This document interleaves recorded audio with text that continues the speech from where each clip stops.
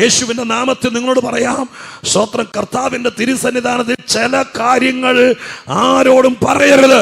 പറഞ്ഞാൽ ഏക്കിയല്ല, പറഞ്ഞിട്ട് ഗുണമില്ല. രഹസ്യ പ്രാർത്ഥന എന്ന് പറയുന്ന ഒന്നുണ്ട്, അതിൽ ദൈവം മാത്രമാണ് സാക്ഷി.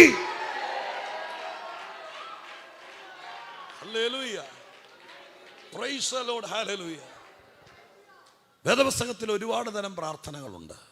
നിങ്ങൾക്കറിയോ ഏറ്റവും പവർഫുൾ പ്രയർ ഏതാന്ന്? ഇങ്ങനൊരു പ്രാർത്ഥനയുണ്ടെന്നുള്ള നിങ്ങളുടെ നോട്ടം കൊണ്ട് മനസ്സിലാക്കേണ്ടത്. കൂട്ടപ്രാർത്ഥനയുണ്ട്, ഉപവാസ പ്രാർത്ഥനയുണ്ട്, കണ്ണീരിന്, അങ്ങനെ ഒത്തിരി ഒത്തിരി പ്രാർത്ഥനയുണ്ട്. പക്ഷെ ഏറ്റവും പവർഫുൾ എന്ന് പറഞ്ഞാൽ ദൈവം നമ്മളെ വ്യക്തിപരമായി അറിയുന്നത് പേഴ്സണൽ പ്രയറിലാണ്, രഹസ്യ പ്രാർത്ഥനയിലാണ്. സ്തോത്രം. എന്താ ഞാനങ്ങനെ പറയാൻ കാരണം? ഞാൻ പറയാം കേട്ടോ. സ്തോത്രം. പേഴ്സണൽ പ്രയറിനകത്താണെന്ന് പറയാൻ കാരണം ഞാൻ പറയാം. സ്തോത്രം. വിശുദ്ധ ബൈബിളിനകത്ത് കാണുന്ന കുറേ കാര്യങ്ങളുണ്ട്, നമ്മൾ ഗ്രഹിച്ച് എടുക്കണം. നിങ്ങൾ യോഹന്നാന്റെ സുവിശേഷം വായിക്കുമ്പോൾ ഒരു ഭാഗം കാണും. അത് നഥനയേൽ എന്ന് പറയുന്ന മനുഷ്യൻ അധികം രംഗത്ത് വരുന്ന ഒരാളല്ല. അദ്ദേഹത്തെ ഫിലിപ്പോസാണ് യേശുക്രിസ്തുവിൻ്റെ അടുക്കിലേക്ക് കൊണ്ടുവരുന്നത്. കർത്താവിൻ്റെ അടുക്കിലേക്ക് കൊണ്ടുവരിക. കർത്താവിനോട് ഈ കാര്യങ്ങളൊക്കെ ഈ വിളിച്ചുകൊണ്ട് വരുന്ന വഴിക്ക് ആ പുള്ളിക്ക് വിശ്വാസമൊന്നുമില്ല. പുള്ളി പറഞ്ഞത് നസ്രയത്തിൽ നിന്ന് വല്ല നന്മയും വരുമോ എന്ന് ചോദിച്ച ആളാണ് ഈ നഥനയേൽ. എന്ന് പറഞ്ഞാൽ നസ്രയനായ യേശു എന്ന് പറഞ്ഞപ്പോൾ സ്തോത്രം പറഞ്ഞു, നസ്രയത്തിൽ നിന്ന് വലിയ നന്മയും വരാൻ വന്ന് കാണ് എന്നും പറഞ്ഞ് വിളിച്ചുകൊണ്ട് വരിക. അപ്പോൾ യേശു സർവജ്ഞാനിയാണ്. അപ്പോൾ ഈ പുള്ളി അവിടെ പറഞ്ഞത് ഇവിടെ കർത്താവിന് പിടികിട്ടി. അപ്പോൾ കർത്താവിന് മനസ്സിലായി ഇവനെ നന്മ വരുമെന്നൊന്ന് കാണിക്കണം. ഹല്ലേലൂയ. പറഞ്ഞുകൊണ്ട് വരുന്നത് നസ്രയത്തുകാരനെ കൊണ്ട് വല്ലതും ചെയ്യാൻ പറ്റുമോ എന്ന ചിന്തയിലാണ് കൊണ്ടുവരുന്നത്.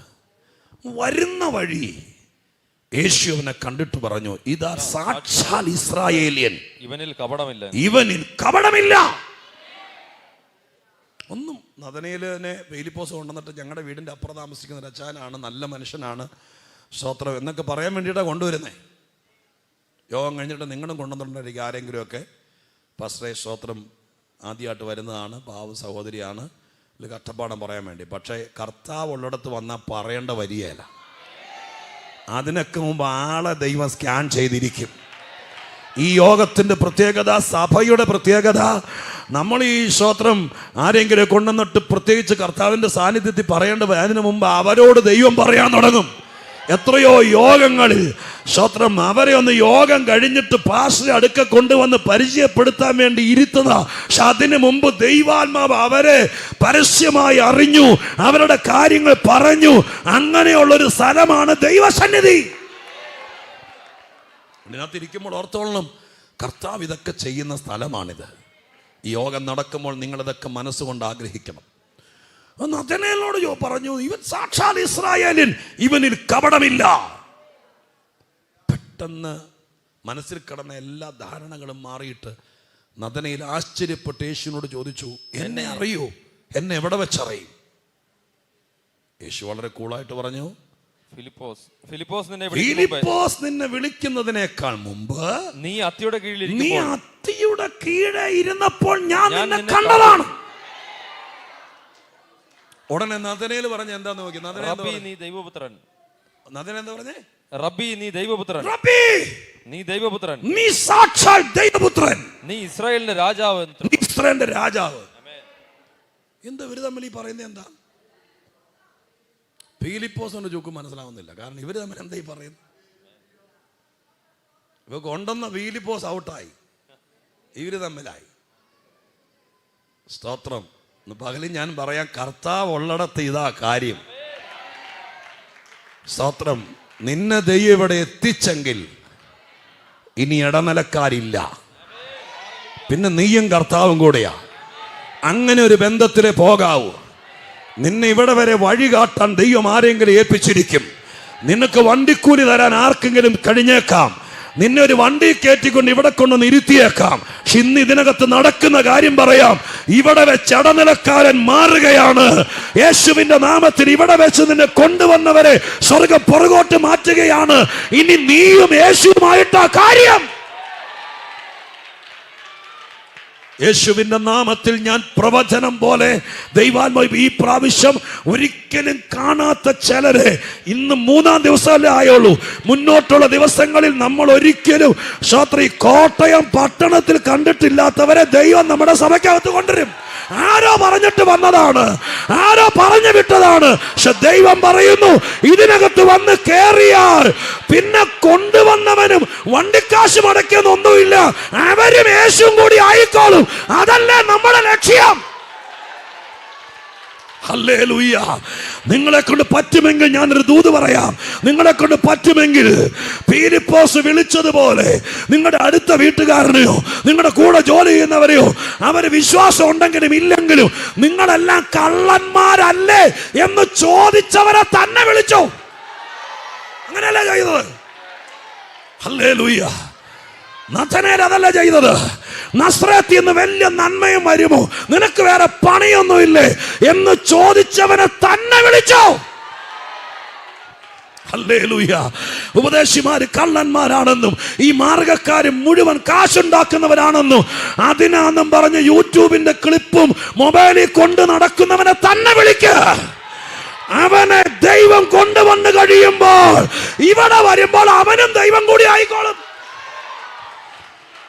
അവനും കർത്താവും കൂടി ആയിക്കോളും. വലിയ മാറ്റം ഈ കൊല്ലം ഡെലിവേഴ്സ് ചർച്ച് നിമിത്തം നിങ്ങൾ വിചാരിക്കാത്ത വൻപൻ കക്ഷികളെ, വിമർശകന്മാരെ യേശു തെളിയിക്കാൻ പോകുകയാ. നസ്രത്തിൽ നിന്ന് വലിയ നന്മ വരുമോ, സഭ കൊണ്ട് വലിയ നന്മ ഉണ്ടാകുമോ, ശുശ്രൂഷകന്മാരെ കൊണ്ട് എന്തെങ്കിലും നന്മ സമൂഹത്തിനുണ്ടാകുമോ എന്ന് തെളിയിക്കാൻ പോകുകയാ. കൃപയുള്ളവരും വിശ്വാസമുള്ളവരും പരിശുദ്ധാത്മ നിറവുള്ളവരും ഇന്ന് പകൽക്കാലം നിങ്ങൾ ദൈവസഭയിൽ സ്തോത്രം ചെയ്യ്. നിന്റെ വിശ്വാസം വെറും കപടമാണെന്നും നീ ചുമ്മാ അഭിനയമാണെന്നും നിന്റെ വീടിനകത്ത് തന്നെ വിമർശനം ഉണ്ടെങ്കിൽ സ്വർഗം പറയുന്നു, നസ്രത്തിൽ നിന്ന് വലിയ നന്മയും വരുമോ എന്ന്, പ്രാർത്ഥിക്കുന്നവനെ കൊണ്ട് വലിയ ഗുണമുണ്ടോ എന്ന്, നിന്റെ യേശു ജീവിക്കുന്ന ദൈവമാണോ എന്ന്, നിന്റെ ശുശ്രൂഷ കൊണ്ട് പ്രയോജനമുണ്ടോ എന്ന് സ്വർഗം ചില വിമർശകന്മാരുടെ മുമ്പിൽ തെളിയിക്കാൻ പോകുകയാണെന്ന് ഡെലിവേഴ്സ് ചർച്ചിനോട് പ്രത്യേക ദൂത് പരിശുദ്ധാത്മാവ് പറയുക. ഹല്ലേലൂയ. അത് തെളിയിക്കുന്ന ഒരു സഭയാകട്ടെ, തെളിയിക്കുന്ന സഭയാകട്ടെ. കർത്താവിന്റെ നാമത്തിൽ സ്വർഗം ഹല്ലേലൂയ ഈ സഭയുടെ ലെവല് മാറ്റിക്കൊണ്ടുവരികയാണ്. യേശുവിന്റെ നാമത്തിൽ കടമുള്ളവര്, ഞെരുക്കമുള്ളവര്, കഷ്ടതയുള്ളവരൊക്കെ ആയിരുന്നു കഴിഞ്ഞ കുറെ കാലം ഷാജൻ പാസ്റ്റർ ടാർഗറ്റ്. പക്ഷെ ഞാൻ ദൈവാത്മാവിൽ പറയാ, എതിർക്കുന്നവര്, നിന്നെ വിമർശിച്ചവര്, നിന്റെ അഭിഷേകത്തെ ചോദ്യം ചെയ്തവര്, അവരറിയാൻ പോകുകയാണ് നിന്നിൽ എന്തെങ്കിലും നന്മയുണ്ടോ, നിന്റെ കൃപ കൊണ്ട് നന്മയുണ്ടോ എന്ന് തെളിയാൻ പോകുകയാണ്. ഈ സഭയുടെ ഏറ്റവും നിർണായക കാലത്ത് നിനക്കെതിരെ കടലാസുകൾ നീക്കിയവർ, നിനക്കെതിരെ പേപ്പർ വർക്കുകൾ നടത്തിയവർ, അവരൊരു ഇടവേളയ്ക്ക് ശേഷം അറിയാൻ പോകുകയാണ് അവരെതിർത്തത് സത്യത്തെയാണ്, അവരെതിർത്തത് നന്മയാണ് എന്ന് അവരറിയാം. ചില ഇൻസിഡന്റുകൾ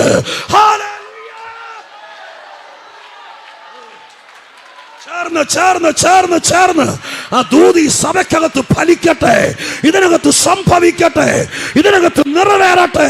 യേശുവിൻ നാമത്തിൽ ഞാൻ ഈ വാക്യങ്ങളൊന്നും ഇന്ന് കണ്ടതല്ല, പക്ഷെ ഈ ദൂത് ഇന്നത്തെ ദൂതാണ്. യേശുവിന്റെ നാമത്തിൽ ഞാൻ പറയാ, ഈ പ്രസംഗമൊന്നും ഇന്നോ ഇന്നലെയോ തപ്പിക്കൂട്ടി എടുത്തതല്ല, പക്ഷെ ഈ ദൂത് ഞാൻ ദൈവത്തെ വിശ്വസിക്കുന്നു. ഈ ആലോചന ഈ സഭയ്ക്ക് മാത്രമുള്ളതാണ്. ജീവനുള്ള ദൈവത്തിന് സ്തോത്രം. എതിർത്തവർ, എന്തെങ്കിലും നന്മ വരുമോ എന്ന് ചോദിച്ചവർ, ആത്മീകത്തെ പുച്ഛിച്ചവർ, സ്തോത്രം, യേശുവിന്റെ മാർഗത്തെ ഒരുതരം കണ്ണുകൊണ്ട്, മഞ്ഞളിച്ച കണ്ണുകൊണ്ട് കണ്ടവർ, ഏതോ നഥനയേലുമാർ, അവരിന്ന് പകൽക്കാലം മനസ്സുകൊണ്ട് നല്ലവരായിരിക്കാം, തെറ്റിദ്ധരിക്കപ്പെട്ടിരിക്കുന്നവർ, അവരെ കർത്താവ് നിന്റെ വിശ്വാസം വെച്ച്, നിന്റെ ആത്മീകം വെച്ച് സത്യം തെളിയിക്കാൻ പോകുകയാണ്.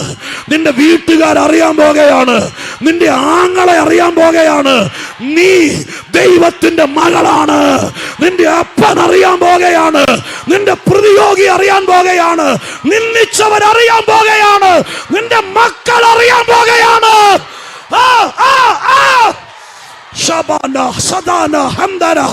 ആർത്തു വിളിച്ച ആരാധനയോടെ ഒരു ശുഭകാലത്തിന്റെ തുടക്കം ഈ വർഷാരംഭ ദിവസങ്ങളിൽ തന്നെ പരിശുദ്ധാത്മാവ് സഭയ്ക്ക് വേണ്ടി ചെയ്യുന്നു.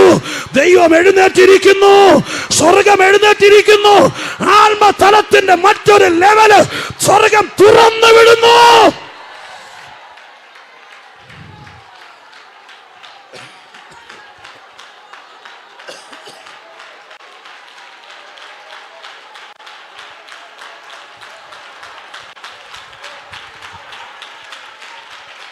Yes.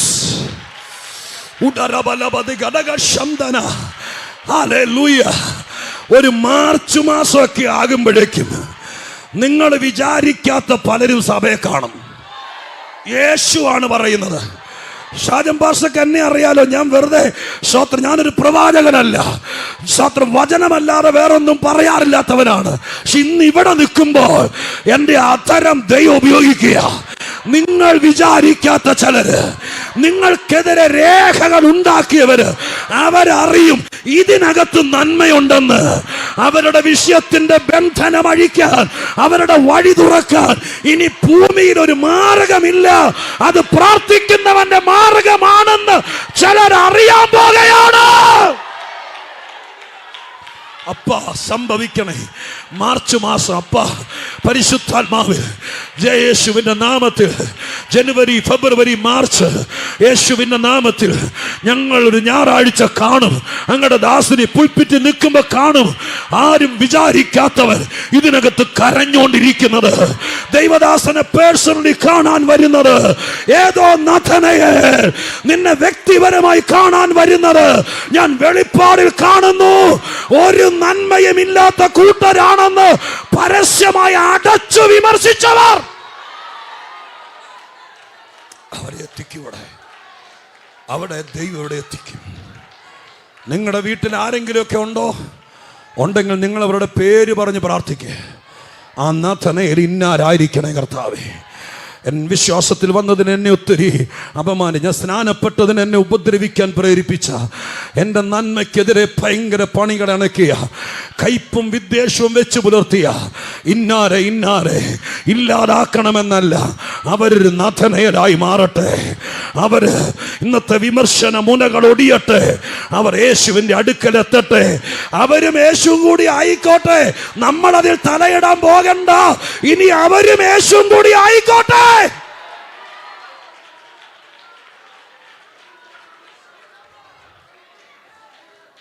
കൊണ്ടുവന്ന ഫിലിപ്പോസിന് പോലും പിടികിട്ടുന്നില്ല ഇവര് തമ്മിൽ എന്തായി പറയുന്നത്. യേശു പറയുന്നു, ഞാൻ നിന്നെ അറിയും. ഫിലിപ്പോസ് നിന്നെ വിളിക്കുന്നതിനേക്കാൾ മുമ്പ് നീ അത്തിയുടെ ചോട്ടിലിരുന്നപ്പോൾ ഞാൻ നിന്നെ കണ്ടതാണ്. ഇത് പറഞ്ഞ മാത്രയിൽ പറയും, റബ്ബി, നീ സാക്ഷാൽ ദൈവത്തിന്റെ പുത്രനാണ്. നോക്ക്, ഒറ്റ വാക്ക് കൊണ്ട് യേശു എറിഞ്ഞു പിടിച്ചെന്ന് പറഞ്ഞ പോലെ പിടിച്ചു. സ്തോത്രം, ഹല്ലേലൂയ, സ്തോത്രം. ഏത് വലിയ കളിക്കുന്ന പുള്ളിയെയും കളി നിർത്താൻ കർത്താവിന് ഒരൊറ്റ വാക്ക് പറയും. കർത്താവിനെ റബ്ബി എന്ന് വിളിക്കാത്തവനെ കൊണ്ട് റബ്ബി എന്ന് വിളിപ്പിക്കും. യേശു ദൈവപുത്രനാണെന്ന് ഭൂമിയിലായിരുന്ന സമയത്ത് ആകെപ്പാടെ 2-3 പേർക്ക് പിടികിട്ടിയുള്ളൂ. ബൈബിൾ വായിച്ചുള്ളവർക്ക് അറിയാം, ആകെപ്പാടെ 2-3 പേർക്ക് കർത്താവ് ദൈവപുത്രനാണെന്ന് പിടികിട്ടിയുള്ളൂ. ഒന്ന് നമ്മുടെ പത്രോസനാണ്, ഒന്ന് ക്രൂശിലെ കള്ളനാണ്, ഒന്ന് ഇങ്ങേർക്കാണ്. ബാക്കിയുള്ളവരൊക്കെ കൂടെ ചോദിച്ചു, ഇവൻ ആരാന്ന് ചോദിച്ചുകൊണ്ട് നടക്കുമായിരുന്നു. അപ്പോൾ ഒറ്റ വരവ് കൊണ്ട് സാക്ഷാൽ അവൻ്റെ കണ്ണ് തുറന്നു കൊടുത്തു. സ്തോത്രം, ഹല്ലേലൂയ. അപ്പം ഈ പറഞ്ഞതിൻ്റെ അർത്ഥം, ഞാൻ പറഞ്ഞു വന്നത് പേഴ്സണൽ പ്രയറാണ് ഏറ്റവും പവർഫുൾ എന്നാണ്. തിരിച്ച നാഥനയിൽ ചോദിക്കാനിരിക്കട്ടെ. യേശു പറഞ്ഞു, നീ അത്തിയുടെ കീഴെ ഇരുന്നപ്പോൾ ഞാൻ നിന്നെ കണ്ടതാന്ന് പറഞ്ഞപ്പോൾ നാഥനെ ചോദിക്കാനിരിക്കട്ടെ, ഏതത്തി? ആരുടെ കാര്യം ഈ പറയുന്നേ? എന്തു ഈ പറയുന്നേ എന്ന് ചോദിച്ചായിരുന്നെങ്കിൽ നമുക്കെന്ത് മനസ്സിലായനെ? നഥനയിൽ ഏതത്തിയാന്ന് പിടികിട്ടിയില്ല എന്ന് മനസ്സിലായനെ. അങ്ങനെ ചോദിക്കാതിരുന്നത് കൊണ്ട് നമുക്കെന്ത് മനസ്സിലായി? നഥനയിൽ മനസ്സിലായി ഏതത്തിയാന്ന്. നേരത്തെ അന്ന് പിടികിട്ടിയാണെങ്കിൽ എന്ത് ചോദിച്ചേനെ? നിങ്ങളിപ്പോൾ എന്നോട് പറയുകയാണ് സ്തോത്രം, അയ്യോ ഷാജി പാസ്റ്റർ അല്ലേ? അപ്പം ഞാൻ ചോദിക്കുക, എന്നെ അറിയോ? പിന്നെ അറിയും. എവിടെ വെച്ച്? ആഴച്ചോട്ടിൽ വെച്ച് എന്ന് പറഞ്ഞാൽ ഞാൻ എന്താ വിചാരിക്കണം? ഈ തള്ള എന്നെ പറഞ്ഞ വിചാരിക്കില്ലേ? അപ്പൊ എനിക്ക് തിരിച്ച് ചോദിക്കേണ്ട വന്നില്ലെങ്കിൽ ഞാൻ അർത്ഥം എനിക്ക് പിടികിട്ടി.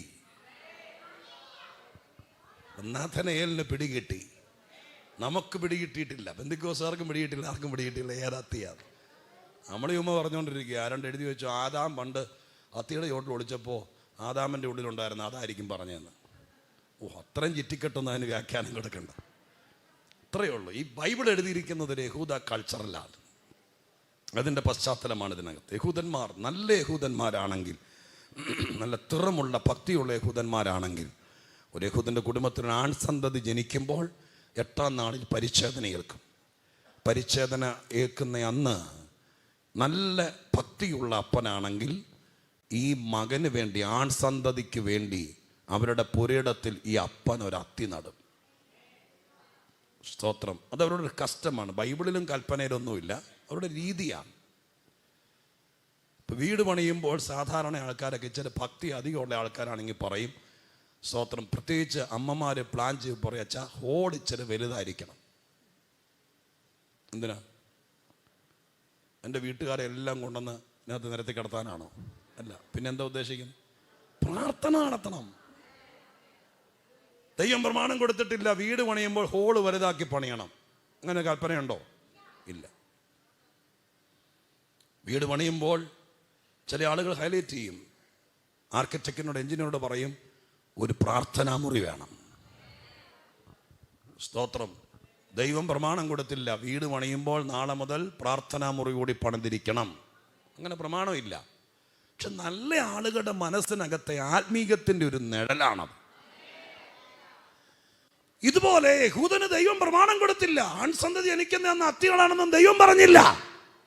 പക്ഷെ ഏറ്റവും കൂടുതൽ കഷ്ടം എന്ന് പറഞ്ഞാൽ എൻ്റെ അർത്ഥം എന്താ? കഷ്ടം എന്ന് പറഞ്ഞാൽ പാരമ്പര്യം എന്നാണ് പറയുന്നതിന്.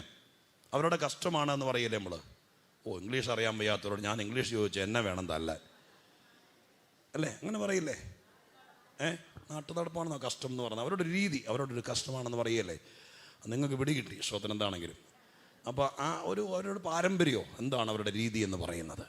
അപ്പോൾ അവരുടെ രീതിയാണ് ഏറ്റവും കൂടുതൽ. സമ്പ്രദായങ്ങൾ, ഇതാണ് മലയാളത്തിൽ കിടക്കുന്നത്, സമ്പ്രദായം.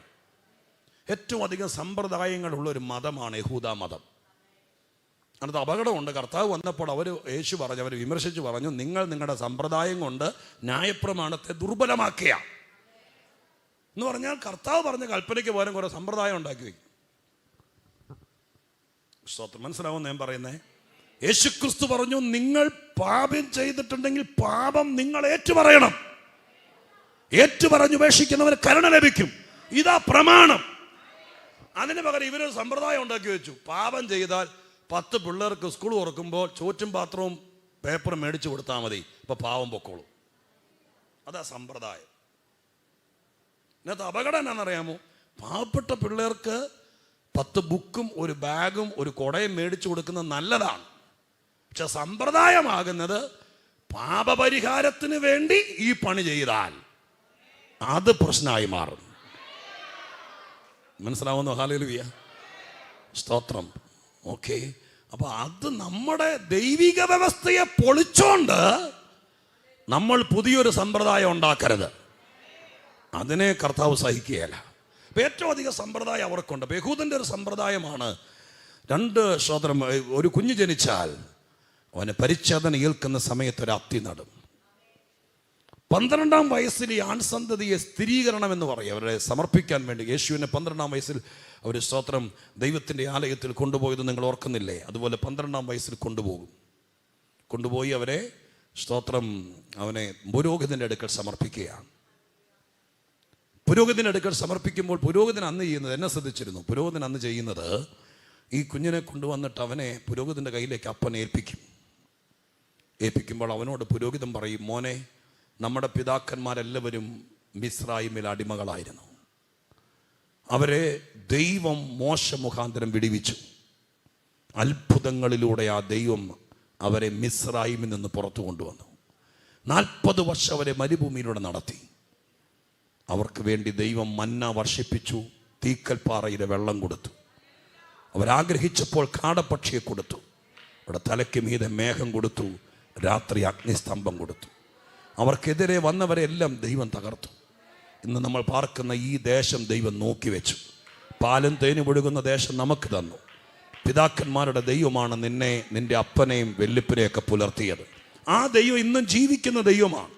ഇന്ന് നിനക്ക് 12 വയസ്സായി. ഇവിടെ വെച്ച് ഞാൻ നിന്നോട് ഈ ദൈവത്തെക്കുറിച്ച് പറയുകയാണ്. ഇന്നു മുതൽ ഈ ദൈവം, നിന്റെ അപ്പൻ്റെ ദൈവം, നിന്റെ ദൈവമാണ്. നിനക്കൊരാവശ്യമുണ്ടെങ്കിൽ ഈ ദൈവത്തോട് നീ പറയണം. ദൈവം ഇന്നു മുതൽ നിന്റെ കാര്യം ഏറ്റെടുക്കും. നീ ദൈവത്തോട് ചോദിച്ചാൽ നിന്റെ അപ്പനെ നടത്തിയ ദൈവം നിന്നെ നടത്തും. ഇതാണ് അന്ന് പുരോഹിതൻ ഈ കൊച്ചനോട് പറയുന്നത്. സ്തോത്രം. എന്തു നല്ല മാർഗം നോക്കി. നമ്മുടെ കൊച്ചിന് 12 അല്ല 26 വയസ്സായിട്ടും ഇന്ന് വരെ അവൻ അറിയില്ല ദൈവം ആരാന്ന്. സ്തോത്രം. നമ്മളവനോട് പറഞ്ഞിട്ടില്ല. അവരുടെ ആ സിസ്റ്റം മനസ്സിലായോ? 12ാമത്തെ വയസ്സ് മുതൽ അപ്പനല്ല അവന് കാര്യങ്ങൾ നടത്തി കൊടുക്കുന്നത് സ്വർഗത്തിലെ അപ്പനാണ്. മക്കളുള്ള എല്ലാവരും ഇന്നത് കേൾക്കണം. നിങ്ങൾ ഒന്നുകിൽ നിങ്ങൾ തന്നെ, അതല്ലെങ്കിൽ നിങ്ങളുടെ കർത്തൃദാസൻ്റെ അടുക്കൽ ഒരു ദിവസം അതിന് വേണ്ടി കൊണ്ടുവരണം. വരുമ്പോൾ ഇവൻ്റെ തലയിൽ കഴിച്ചൊന്ന് പ്രാർത്ഥിച്ചേക്കാൻ പറഞ്ഞു വിടരുത്. അവൻ മടുത്തു, അവൻ്റെ തലയിൽ മുടിയില്ലാതെ ആയി തുടങ്ങി. അവിടെ പറഞ്ഞ് മനസ്സിലാക്കണം. ഒരു ദിവസം പറയണം, പാസ്റ്ററായി ഞങ്ങളുടെ വീട്ടിൽ വരണില്ലേ, അവനെ കൊണ്ട് ദിവസം വരാം, എൻ്റെ മോനോട് പറയണം ഞങ്ങളെ എങ്ങനെയാണ് നടത്തിയത്. സ്തോത്രം. എങ്ങനെയാണ് നമ്മളിവിടെ വരെ എത്തിയത്. അവനെ ഗൗരവമായിട്ടത് പറഞ്ഞ് മനസ്സിലാക്കും. അമ്മയ്ക്ക് പറ്റുമെങ്കിൽ അത്, അപ്പന് പറ്റുമെങ്കിൽ അത്.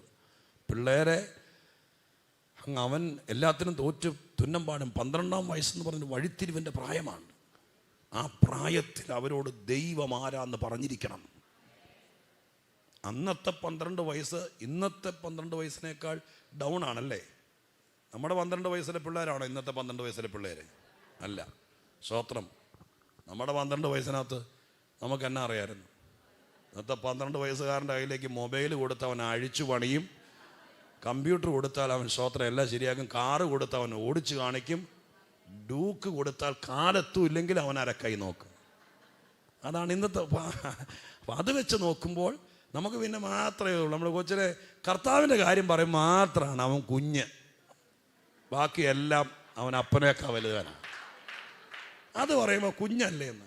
അയ്യോ, ഞാൻ ഓൺലൈനുണ്ട്, പിന്നെ എന്നെ അറിയാവുന്നവരുണ്ടല്ലേ, ഞാൻ പറഞ്ഞാൽ സ്തോത്രം. ഞാൻ എനിക്ക് കുറേ നാളുകൾക്ക് മുമ്പാണ് ഞാൻ ചർച്ചിൽ ഒരു കാര്യത്തിനകത്ത് സ്തോത്രം ഒരു മോനെ ഇച്ചിരി ഗൗരവമായിട്ട്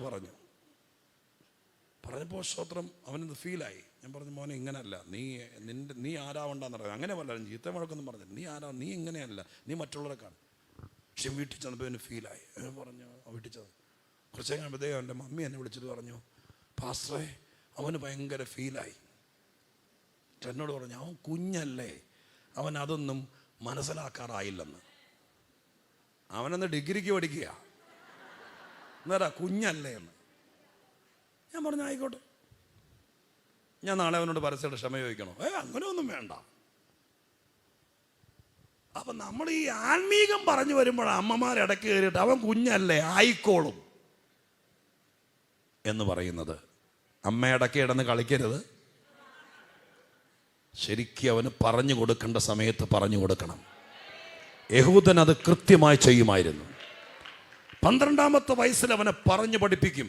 നിനക്കൊരാവശ്യമുണ്ടെങ്കിൽ നീ മനുഷ്യൻ്റെ കാലിൽ പോയി വീഴരുത്, പലിശക്കാരൻ്റെ കാൽക്കൽ പോയി പലിശക്കെടുക്കരുത്, നിന്റെ ബന്ധുക്കളുടെ അടുക്ക് പോയി ചോദിക്കരുത്, ആരുടെ മുമ്പിൽ കൈ നീട്ടരുത്. നമ്മുടെ പിതാക്കന്മാർക്ക് കൈ നീട്ടിയ ചരിത്രമില്ല. നടത്തുന്നൊരു ദൈവമുണ്ട്.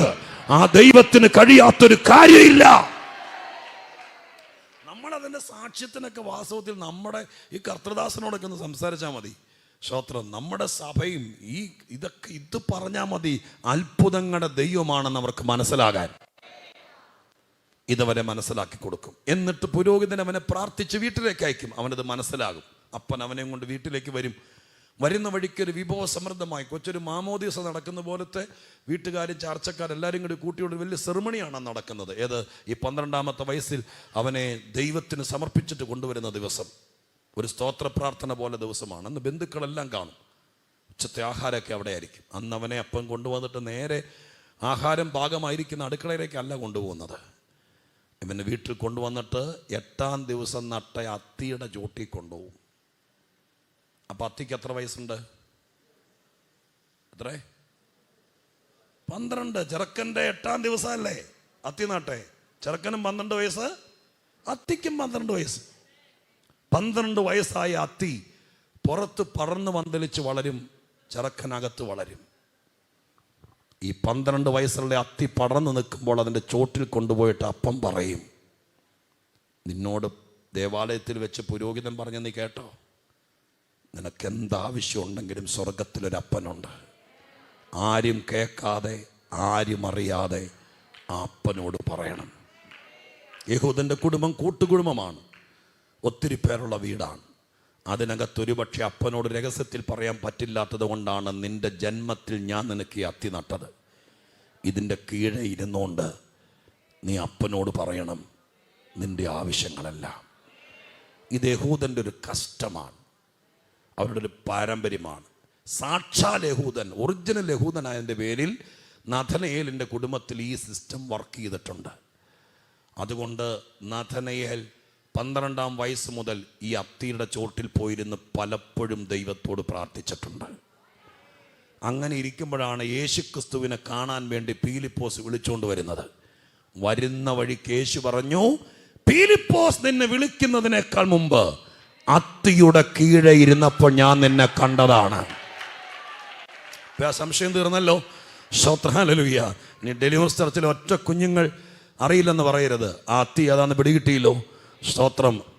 അത് പറഞ്ഞ മാത്രയിൽ പീലിപ്പോസ് പറഞ്ഞു, ആരും കാണാതെ ഇല ചൂടി നിൽക്കുന്ന അത്തിയുടെ അകത്തിരുന്ന് ഏങ്ങി ഏങ്ങി കരഞ്ഞപ്പോൾ അവിടെ വെച്ച് എന്നെ കണ്ടവനാണെങ്കിൽ നീ ദൈവമല്ലാതെ മറ്റാരുമല്ല.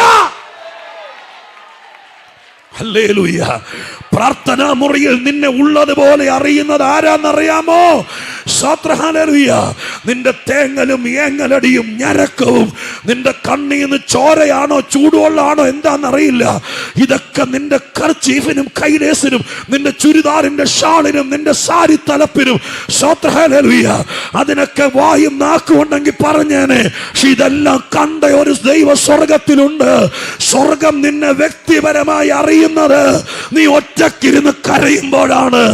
നഥനയേലിനോട് പറയായിരുന്നല്ലോ, നീ ദേവാലയത്തിൽ പെരുന്നാളിന് വന്നപ്പോൾ, നീ സൺഡേ സ്കൂളിൽ ആനിവേഴ്സറി നിന്നപ്പോൾ, നീ യൂത്ത് ക്യാമ്പിൽ വന്നപ്പോൾ അവിടെ വെച്ച് കണ്ടതാന്ന് പറയായിരുന്നല്ലോ. അവിടെ വെച്ചല്ല കണ്ടത്. പിന്നെയോ ഒറ്റക്കിരുന്ന് പ്രാർത്ഥിച്ചപ്പോഴാണ് ഞാൻ നിന്നെ അടുത്തറിഞ്ഞത്. ഹല്ലേലൂയ. അതുകൊണ്ട് ഇന്ന് ഇതിനകത്തിരിക്കുന്ന ദൈവമക്കൾ കേൾക്കണം, പേഴ്സണൽ പ്രയർ ആണ് ഏറ്റവും പവർഫുൾ പ്രയർ. വ്യക്തിപരമായ പ്രാർത്ഥനയുള്ളവൻ അജയ്യനാണ്. അവനും ദൈവമായിട്ട് സമ്പർക്കമുള്ളവനാണ്. ഏത് എതിരാളികളെയും തോൽപ്പിക്കാൻ കഴിയും, ഏത് ദുഷ്ടനെയും തകർക്കാൻ കഴിയും. അവനും ദൈവമായിട്ട് അഭേദ്യ ബന്ധമുണ്ടാകും. നിന്നെ ഒതുക്കാൻ നോക്കുന്നവർക്ക് മറുപടി കൊടുക്കാൻ പ്രാർത്ഥനാ മുറിയിൽ സ്വർഗം മറുപടി തരും. അതുകൊണ്ട് പലര് പ്രാർത്ഥിച്ചിട്ട് രക്ഷപ്പെട്ടില്ല എന്നൊരു പരാതി നിനക്കുണ്ടെങ്കിൽ നിന്നോട് ദൈവം പറയുന്ന ഒരു ചാൻസോടെ കിടക്കുന്നുണ്ട്. അത് വേറൊരാളുടെ ഫോൺ നമ്പർ അല്ല. പിന്നെ എന്താണെന്നറിയോ? നീ വ്യക്തിപരമായി എന്റെ കാൽക്കൽവ ഞാനും നീയുമായിട്ട് ചില കാര്യങ്ങളിൽ ഇടപെടാം. അവിടെ വെച്ച് നിന്റെ സകല വിഷയങ്ങളെയും ഞാൻ പരിഹരിക്കാം. ആരോടാണ് കർത്താവ് ഇന്ന് പകൽ ഇതിനകത്ത് വെച്ച് പറയുന്നത്? എന്നോടാണെന്ന് ബോധ്യമുണ്ടെങ്കിൽ ഇന്ന് പകൽക്കാലം ഒരു പുതിയ ശീലം തുടങ്ങണം.